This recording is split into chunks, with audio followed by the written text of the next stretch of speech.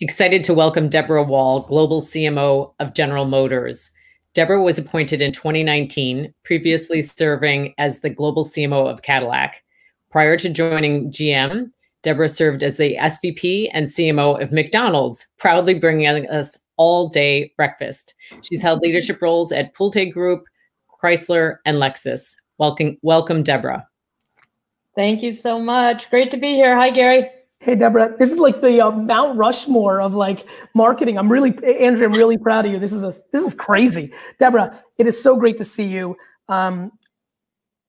What is, in your opinion, the opportunities, the shifts, the things that big companies and small companies need to be thinking about to really win the day in 2021? What is the emerging opportunity from your purview? So I think if 20 taught us anything, it was we got to really stay close to customers and that everything's changing super fast. And so it's almost on a day-by-day, week-by-week basis that we're evolving. And I think the opportunity is that's changed everything, especially in larger companies, small companies as well, I'm sure. I'll just speak from my experience, but we have this thing that we talk about now that's called ventilator time. You know, when there was that need for ventilators, we got them to market in like 18 days from the first meeting to when we set up the whole supply chain and assembly line to do them. So that has now been sort of the call to action for everything. I think that's going to go further. In marketing, we've always had this thing that we've always been like, we're behind the customer. We all have to get ahead of the customer, right? So I think now we're operating at speed with the customer. How do we do that in big companies? You know, I came into this industry because I couldn't agree with what you just said more. I'm like, my God, this brief to creative, to television, down to matching luggage on digital. I mean, this takes forever. I was like a foreign alien to this process. And to be frank, it hasn't changed so remarkably in 12 years. Deborah, do you think 2020 is a tipping point where context, speed, and relevance? I mean, you have a massive brand in General Motors. I have empathy for top of the funnel stuff, the stuff we spoke with Boz. Yeah. But my point is, your cars are known at it, but the relevancy is the issue. Do you think the agency, the internal, the job description, like what is it really going to take for this industry to get faster? Because everyone's hyped about what happened in 2020, but I'm not seeing the systematic change that's required to actually win on speed and relevance. Yeah, I think a couple of things. You know, going through the arc of a career, you think, all right, we were really big on just brand ideas 25 years ago. Then we went through this whole thing that efficiencies and costs and all this analysis and everything became priorities, and it really slowed things down. And now I think we're finding the balance. I don't think everyone's mastered it at all yet, but we're certainly pushing where suddenly we're unleashing things so that we can just get stuff done,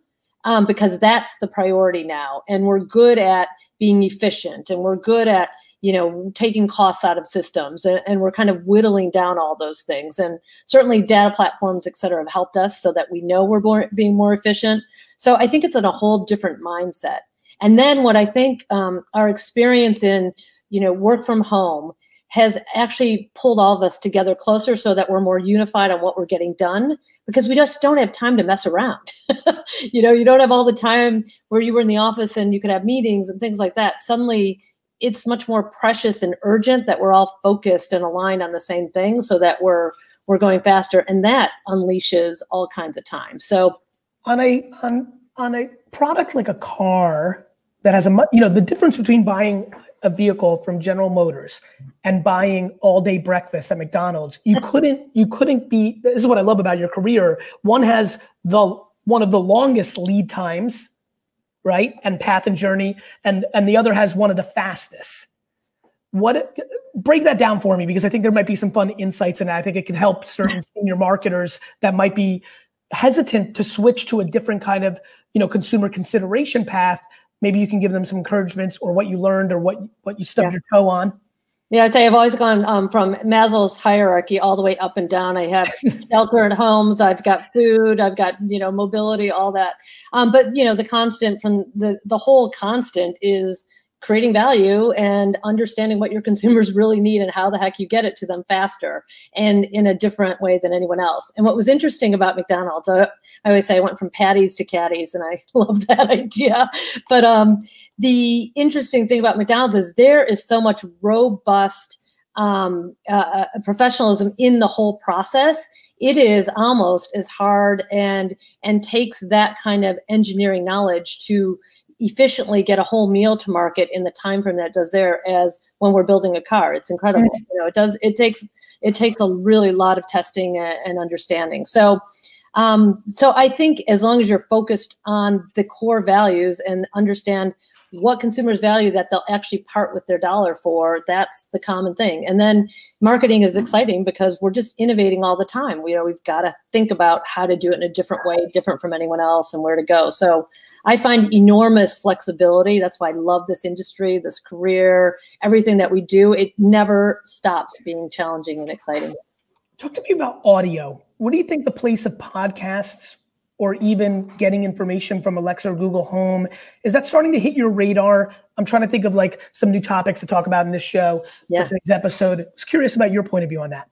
Oh yeah, I mean, we're looking, well, first of all, I think our whole media mix has changed dramatically, and everything that we've gone through has accelerated that change. People aren't in their cars all the time, so I don't get my favorite podcasts anymore like I used to on all the drives, but I do find incredible value in how they're doing it. So, I mean, we just did a new opportunity with Carlos Watson and Ozzy that's really fascinating. We're looking at Axios. I mean, I think you're looking at these multi-channel ways that people are getting out the daily updates and the other content that people are clicking on and finding their time and making their time for.